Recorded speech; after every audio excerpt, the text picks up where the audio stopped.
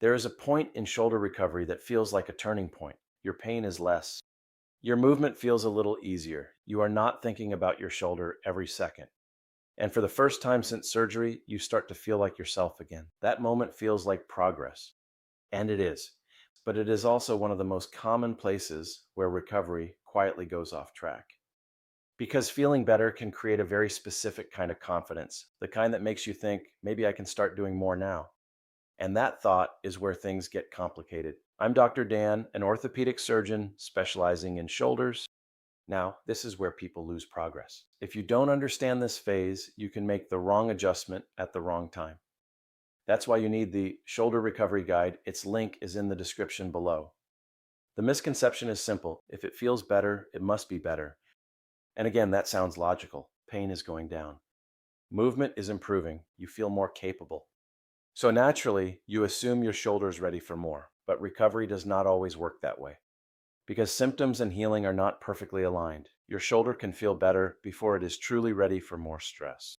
And that gap between how it feels and what it can handle is where many people make decisions that slow them down. This usually does not happen in a dramatic way.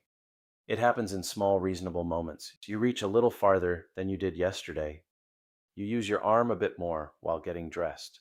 You stop being as careful with certain movements because they no longer feel as uncomfortable. You roll over in bed and do not brace the shoulder the way you did a week earlier. None of those feel like mistakes.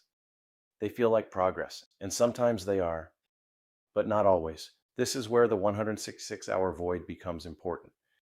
Because these decisions are not happening in therapy. They are happening at home. They are happening when no one is watching your movement, no one is guiding your choices, and no one is helping you interpret what feeling better actually means. This happens between appointments, when no one is watching recovery moment by moment. Your surgeon and PT may be helping, but they are not with you for daily decisions. And during this phase, your decisions start to change. Not because you are careless, but because your confidence is changing faster than your shoulder is ready for. Let me give you a simple example. You are getting dressed in the morning. A week ago, you were very cautious. You moved slowly. You protected the shoulder. Now it feels easier. So you move a little faster. You reach a little more. You do not think about it as much, and nothing dramatic happens. So the real question becomes, do you increase activity because it feels better, hold back completely, or increase carefully while watching how the shoulder responds? Most people do not think of that as a decision. They just follow the feeling, and sometimes that works. But sometimes the shoulder reacts later, not immediately.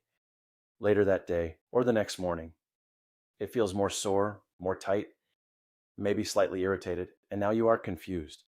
Because yesterday felt like progress, and today feels like a step back. This is where people start second guessing. Did I do too much? Did I mess something up? Should I stop using it again? And the cycle begins. Here is another example. You are reaching for something in the kitchen. Before, you avoided it. Now you try it. It feels okay. Not perfect, but manageable. So you do it again, and again, and again. Because it feels like you are getting back to normal. But later, the shoulder becomes more reactive. It tightens, it aches. It feels less predictable. The decision is not simple. Do you assume progress means you are safe, ignore the change, or step back and question what feeling better actually means? That is where recovery becomes less about effort and more about interpretation. Because the problem is not that you are doing something obviously wrong.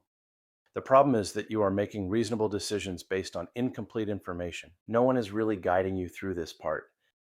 You are not being reckless. You are responding to what your shoulder seems to be telling you.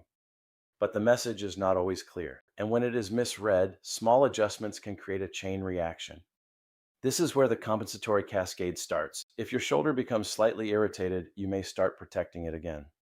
You move differently. You tighten your neck. You shift your posture. You avoid certain movements. You may even start using the other arm for everything again, not because someone told you to, but because you are trying to avoid making things worse. At first, this feels like the right response. But over time, it creates new problems. You become stiffer. Your movement becomes less natural. Other areas start to feel sore. And your confidence drops, not because of one big mistake, but because of a series of small reactions. This is also where the emotional side of recovery becomes heavier. Because now you are not just recovering, you are trying to figure out what went wrong. You replay movements in your head. You wonder if one reach, one shirt, one night of sleep, or one extra errand caused the change. You become more cautious again. You hesitate before normal daily tasks. You start asking whether you can trust the shoulder or whether every improvement is going to be followed by another reaction. That uncertainty can create anxiety. It can make you overprotect the arm. It can make you pull back too far, then feel stuck, then push again because you are frustrated. And that back and forth is exhausting. You lose some of the confidence you had just started to gain. And that is frustrating because you felt like you were turning a corner. This is the part people rarely expect. Improvement can actually increase risk. Not because improvement is bad, but because it changes how you behave. It changes your decisions, and those decisions happen at home. Most people do not have a consistent way to judge what this means or what to do next. That is the system gap. You are not missing effort. You may have instructions. You may know your exercises. You may know what your restrictions are supposed to be, but that is not the same as having a repeatable decision-making framework for daily recovery moments. A list of instructions does not always tell you what to do when the shoulder feels better on Tuesday, sore on Wednesday, and fine again by Friday. It does not tell you how to interpret a delayed reaction after showering, reaching for a light switch, getting in or out of a chair, or sleeping in a slightly different position.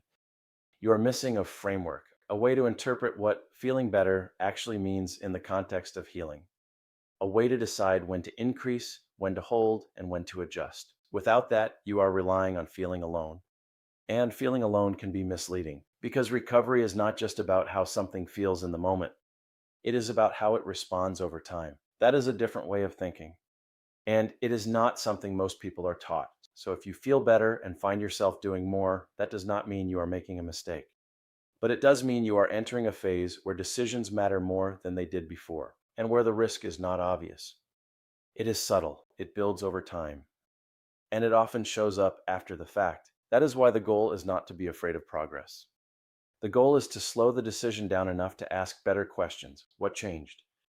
How did the shoulder respond later? Was the reaction short-lived or did it linger? Did you add one new demand or did several daily activities quietly increase at the same time? Those questions matter because they turn a vague feeling into a clearer recovery decision.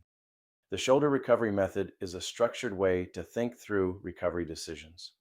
Think of it as an insurance policy for avoiding mistakes that happen when you are guessing between appointments. Because recovery is not just about getting through the early phase. It is about navigating the transition when things start to feel better but are not fully ready. And if you do have a reaction, the next question is just as important. Is this a normal setback, something that needs a small adjustment, or a red flag that should change your next step? That is the next decision point most people struggle with because soreness after activity can mean very different things depending on timing, intensity, and pattern. If you want to understand how to tell the difference between a normal reaction and something you should pay closer attention to, watch. Is it a setback or a red flag? Thank you for watching. I'll see you next Thursday.